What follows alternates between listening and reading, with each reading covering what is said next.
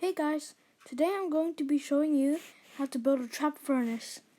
You need a furnace, a redstone comparator, a dispenser, obsidian, an end crystal, and an arrow. First, you need to place down a furnace.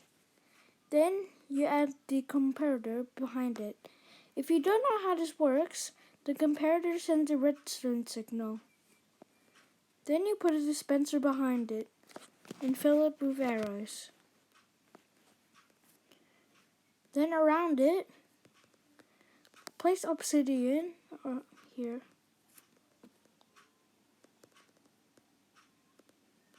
You can put as much as you like, but don't let it go to the furnace.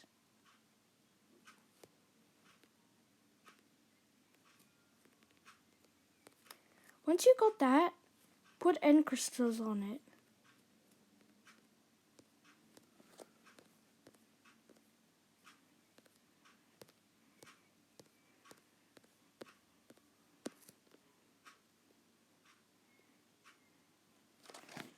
And then you should cover this up.